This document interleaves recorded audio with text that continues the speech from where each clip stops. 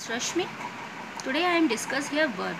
ठीक है, this is the most important portion of a grammar. ठीक है, ग्रामर का बहुत ही ज़्यादा इम्पॉर्टेंट पोर्शन है वर्ब. ठीक है, बिना इसके हम ग्रामर की कल्पना भी नहीं कर सकते हैं कि मतलब डिपेंडेंट है इस पर. जो ग्रामर का पूरा पार्ट है वो इस पर डिपेंडेंट है. तो सबसे पहले हम इसे डिटेल में पढ़ेंगे, इसके पार्ट्स पढ़ेंगे. ठीक है, और पार्ट्स के भी पार्ट्स पढ़े जाएंगे. ठीक है, सबसे पहले होता है वर्ब. वर्ब के भी 2 पार्ट्स होते हैं, मेन वर्ब और ऑक्सिलरी वर्ब. ठीक है, और मेन वर्ब में क्या होता है हमारा, फाइनाइट वर्ब और नॉन फाइनाइट वर्ब. ठीक है, अब फाइनाइट के भी 2 पार्ट्स होते हैं, ट्रांजिटिव वर्ब और इंट्रांजिटिव वर्ब. ठीक है, ऐसे ही नॉन फाइनाइट के भी 3 पार्ट्स हैं, इनफाइनाइटिव वर्ब, जीरन और पार्टिसिपल. ठीक है, तो ऐसे ही यहाँ पे इनफाइनाइटिव के भी 2 पार्ट्स हैं. ठीक है, टू इन्फिनेटिव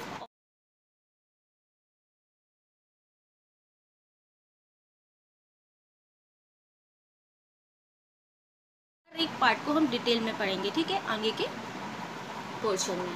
तो फर्स्ट हम इसका थोड़ा सा डेफिनेशन इसके बारे में जान लेते हैं कि होता क्या है वर्ब.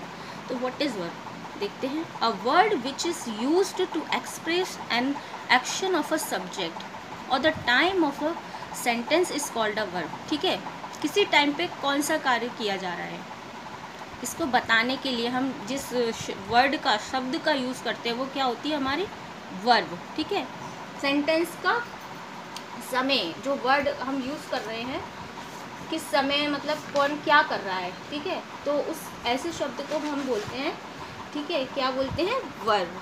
क्या होता है इसमें, वह शब्द जिसका यूज़ किसी सेंटेंस में सब्जेक्ट के काम, सब्जेक्ट क्या काम कर रहा है, ठीक है, और किस टाइम पे कर रहा है, तो उस शब्द को हम क्या कहेंगे, वर्ब कहते हैं. ठीक है, ये सब आप जानते हो, पर अभी तक मतलब ये थोड़ा रिवीजन पोर्शन चल रहा है आपका. ठीक है, तो यहाँ पे हम देखते हैं types of verb.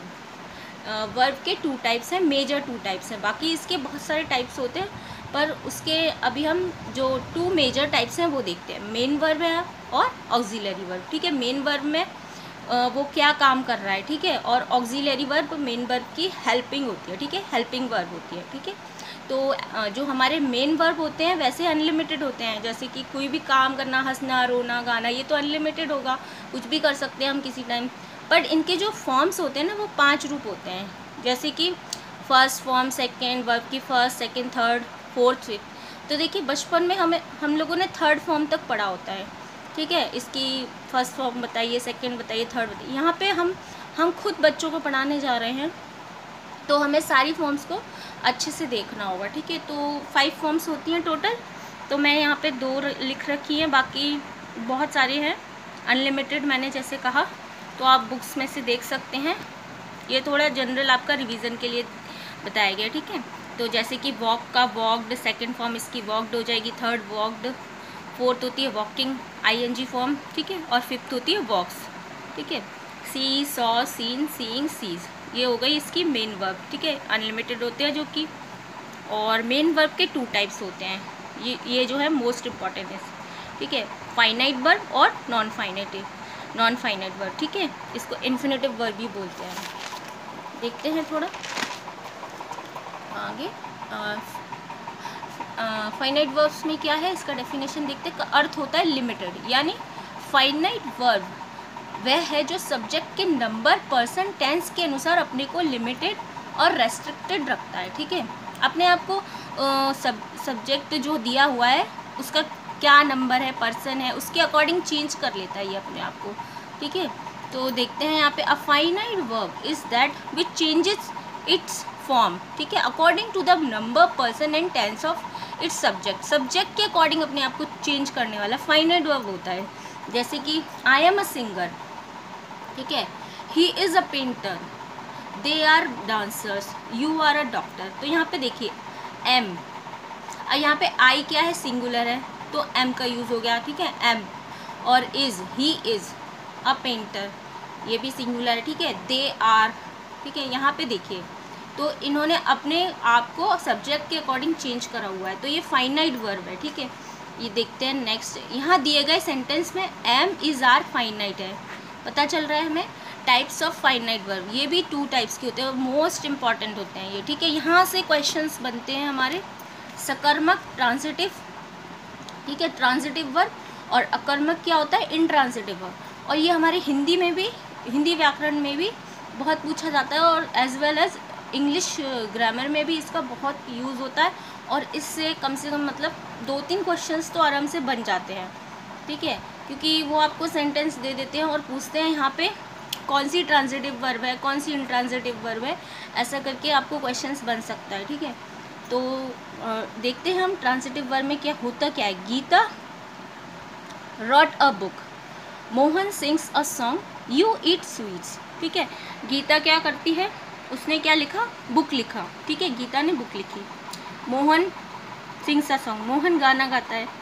You eat sweets, तुम स्वीट्स खाते हो, ठीक है। यहाँ पे देखिए क्या होता है कि ऊपर दिए गए सेंटेंस में क्रमशः रॉट, सिंग्स और ईट का प्रयोग हुआ है। ये हमारे कौन से वर्ब, ये हमारे वर्ब्स है, ठीक है। इसका फल सब्जेक्ट के साथ साथ, जैसे कि सब्जेक्ट क्या है हमारे, गीता, मोहन और यू पर ही नहीं पड़ता, बल्कि अन्य शब्दों जैसे बुक, सॉन्ग और स्वीट्स पर भी पड़ता है। देखो मैं आपको यहाँ समझाती हूँ। गीता रॉट अ बुक, तो यहाँ पे देखिए बुक किसने लिखी, इससे हमें क्या पता चल रहा है कि लिखने वाला कौन है, गीता, ठीक है। गीता लिखती है, क्या लिखती है, अ बुक, तो वह क्या लिखती है, बुक, ठीक है। तो इसका जो रॉट है ना, इसका इफेक्ट दोनों पे पड़ रहा है, गीता पे भी पड़ रहा है और बुक पे भी पड़ रहा है, ठीक है। तो ये हमारे ट्रांसिटिव वर्ब की पहचान है, ठीक है। सकारात्मक क्रिया की क्या पहचान होती है कि उसका जो प्रभाव होता है वो सब्जेक्ट पे भी पड़ेगा आपके और ऑब्जेक्ट पे भी पड़ेगा, ठीक है। यहाँ पे देखिए मोहन सिंग्स अ सॉन्ग, ठीक है, तो मोहन गाना गाता है, तो हु सिंग्स अ सॉन्ग, यहाँ पे पता चल रहा है ना मोहन, और मोहन सिंग्स, मोहन क्या गाता है, मोहन गाना गाता है, ठीक है। तो यहाँ पे इसका इफेक्ट, जो सिंग का इफेक्ट किस पे पड़ रहा है, मोहन पे भी पड़ रहा है और सॉन्ग पे। तो ये आपके लिए बहुत इम्पॉर्टेंट है, मतलब यहाँ पे पता करना कि ट्रांजिटिव वर्ब की क्या क्वालिटीज़ होती है, ठीक है। इसका इफेक्ट सब्जेक्ट पे भी पड़ता है और ऑब्जेक्ट पे भी पड़ता है। यू ईट स्वीट्स, तुम स्वीट खाते हो। अब पूछेगा हु ईट्स, कौन खाता है, उसने बोला तुम, तो यहाँ पता चल रहा है ना कौन क्या काम कर रहा है, ठीक है। तो ये इसका सबसे इजी वे है समझने के लिए। देखते हैं नेक्स्ट वाला हमारा। अतः ट्रांसिटिव वर्ब सब्जेक्ट के साथ ऑब्जेक्ट को भी प्रभावित करता है, ठीक है। यहाँ रॉड्स, सिंग्स और ईट कैसे वर्ब हो गए, ट्रांसिटिव वर्ब हो गए, ठीक है। अब देखते हैं इसकी थोड़ी इंग्लिश में डेफिनेशन दी हुई है। A transitive verb is a verb denoted an action which passes over from subject to object. अब यहाँ पे हम पढ़ेंगे इंट्रांसिटिव वर्ब, अकर्मक क्रिया, ठीक है। ही लाफ, वह हंसता है। डॉग बार्क्स, कुत्ते भौंकते हैं। बर्ड्स फ्लाई, ठीक है, बर्ड्स उड़ती हैं, ठीक है। तो इसमें क्या होता है, इसमें ऑब्जेक्ट का कोई काम ही नहीं होता, ठीक है। तो देखते हैं ऊपर दिए गए सेंटेंस में अलग अलग वर्ब्स, लाफ्स, बार्क्स, फ्लाई का यूज़ किया गया है, ठीक है।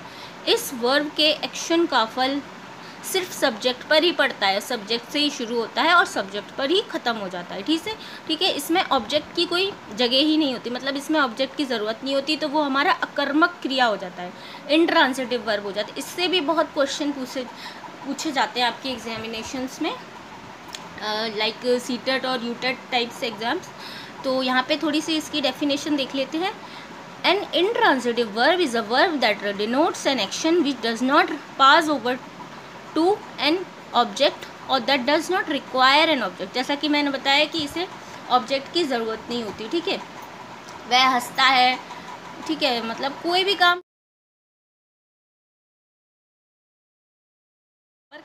कौन कर रहा है, ठीक है, ये नहीं पता चल रहा।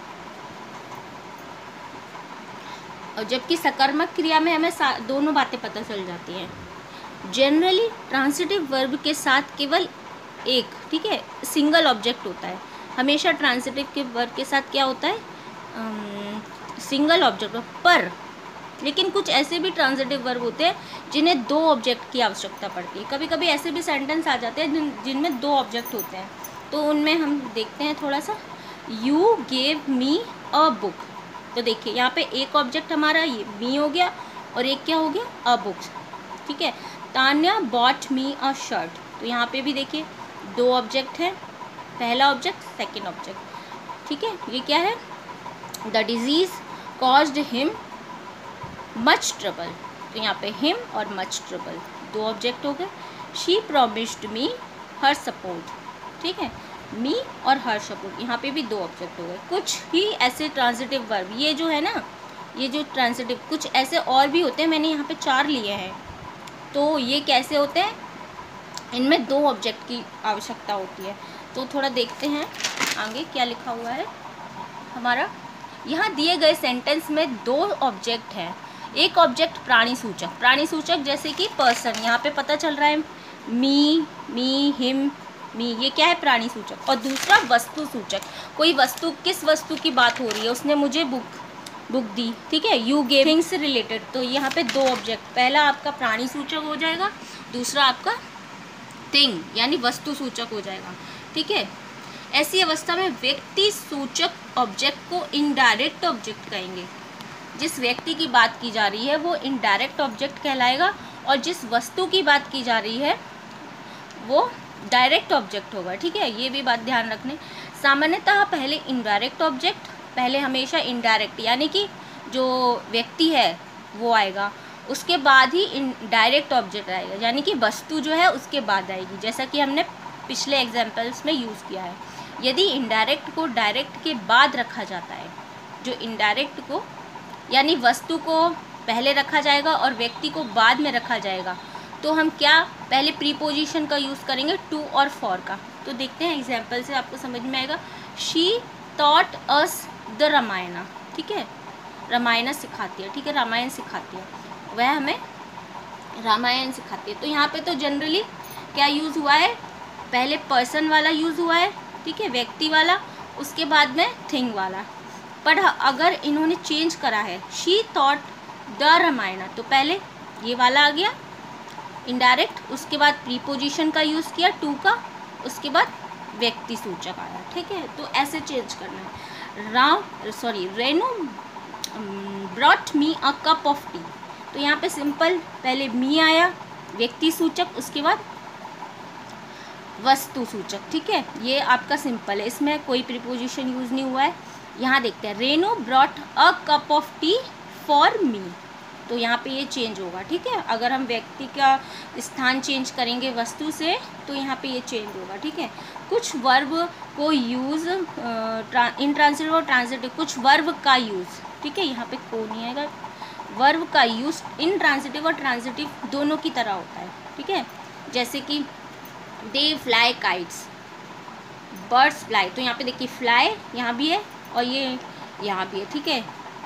ये आपका ट्रांजिटिव है, ये इंट्रांजिटिव है, ठीक है। दे फ्लाई काइट्स, तो ये कुछ ऐसे वर्ब दिए गए हैं जिनका दोनों तरीके से यूज़ होगा। मोहित रेन अ रेस, ठीक है। द हॉर्स रेन फास्ट, जैसे कि ये रेन हो गया। Abhishek spoke the truth, Abhishek.